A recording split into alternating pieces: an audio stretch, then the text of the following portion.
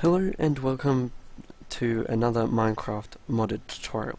Today we're going to be looking at logistics pipes and the basics of logistics pipes. We're going to cover the entire logistics pipes, but over the course of a few videos. So let's begin with starting with this very useful item, the logistics pipes controller. Now I'm not sure, I'm pretty certain, you can't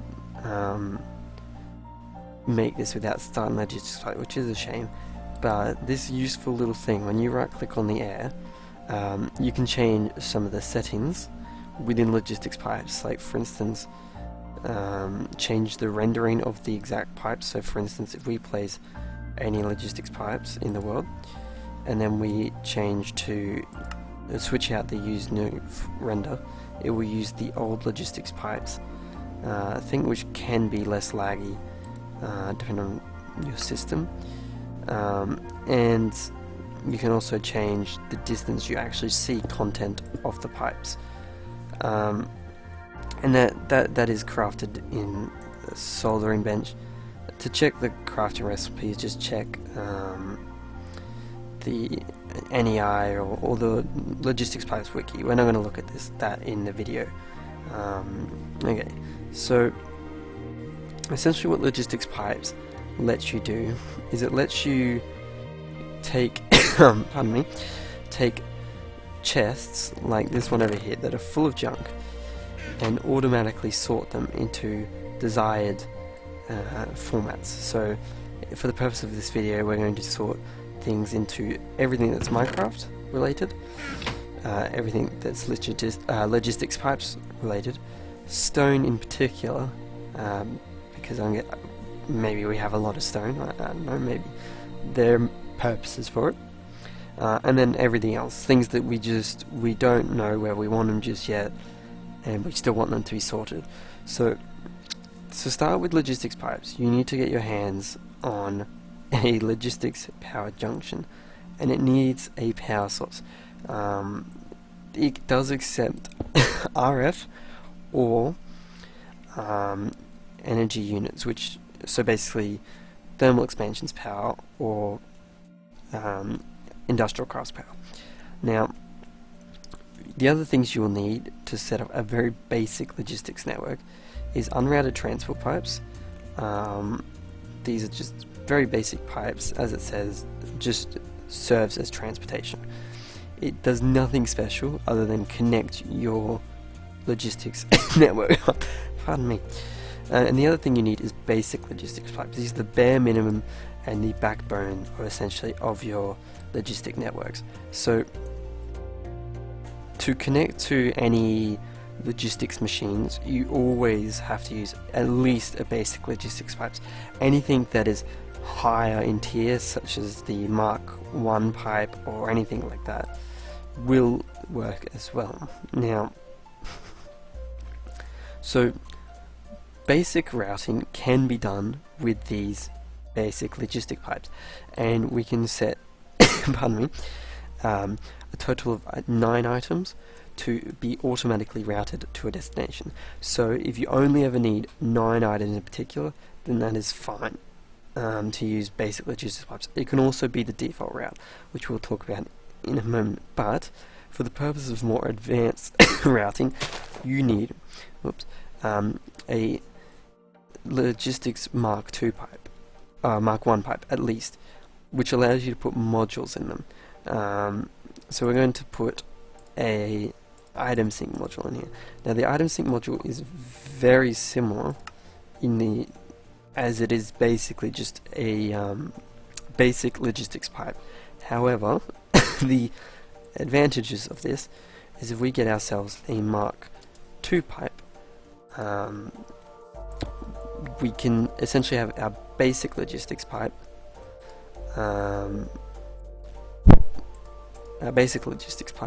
plus extra modules that we'll talk about later.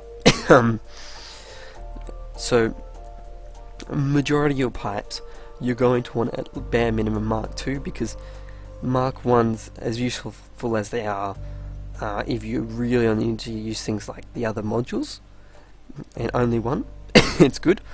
But if you want to do anything more advanced than a basic logistics pipe, you're going to need Mark II pipes at minimum. So another thing worth noting is if I want to have an intersection, wherever I have an intersection in my logistics network, so for instance, if we pull the pipes out this way, and I want to have a intersection that sends items both this way and this way, I could put one of these unrouted transport pipes in, and it would work, but you cannot guarantee that whatever you want to go that way will always go that way. It could potentially go this way, and the more pipes you have connected to that intersection, the more likely it is that you will have issues with it. So to resolve this, you simply need a basic logistics pipes or better at every intersection. That is very important. If you ever have issues with your logistics network, double check to make sure you've all got 100% coverage in that sense. So as we can see, we have all these systems here. Now, now these will sort nicely. Sorry, but there are better ways at sorting. So the basic item sync module is good if you want to have Mark II module and set it up with other modules that you may need, but it's not good for anything more advanced. So if we want to, for instance, make sure every item from a particular mod lands in a particular chest, this module, the mod-based item sync module, which is an extension of the item sync module, you can simply place any mod, including Minecraft itself, add it to the list by giving it an item from that mod, and then placing the module in here. Now, to demonstrate how this would work, we're going to get a logistics chassis pipe with an extractor module. Now, the extractor module essentially just, pardon me, removes items from chests. Now, if we go and collect our chest over here and put it in front of this pipe with the extractor module in, we can see it pulled out all the items, but not everything in here. It only pulled out the stuff that belonged to Minecraft. Okay? And that's important because basically these items have nowhere to go as it stands. So what we're going to do, we're going to come over here to our basic pipe, and if we set this to default route, it will send everything that it didn't know where to send over to here. Oops. Okay? And now we have all of these items that were previously considered unsortable. Now, like I said, the item sync module is very basic, and it will simply work like this. You put items in there and it will filter. Now, if I place this stone back into here, we should hopefully see that it landed over in this chest in particular. Now, remember that the stone is a part of Minecraft, okay? But because this is specifically set to request stone, it has higher preference to anything else that just generally requests it. And this is the same in all cases. So the things like the mod-based item sync module and a few other modules that are similar have the lowest priority, apart from the default route. That has the absolute lowest. Only things with no possible destination will go to the default route.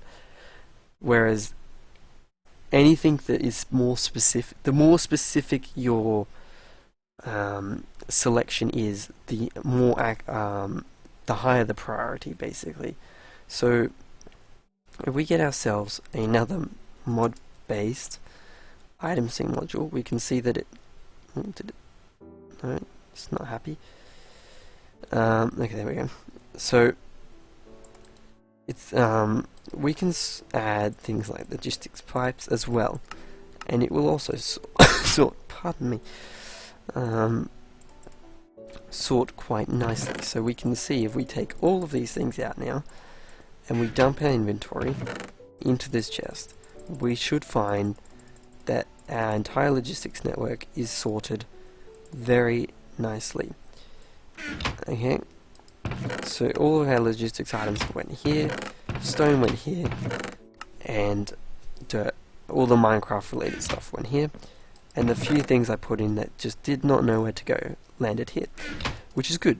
So we know our system is working now. But now it's all good and well to have a nice and lovely sorting system, which is very good, but it has its limitations. You can only do so much with this. So if we get ourselves a request pipe, it doesn't matter which tier, and we place it here, we can see that by right clicking it, it brings up an interface. Now at the moment we can't see anything in our network. Now to improve this, we need to get provider modules. Pardon me. So if we get provider modules and we place them in all of these pipes here, and then we select this, we can see all of the items that are in our network that are currently observable. Now, as we can tell, the only things we can see are in these three chests.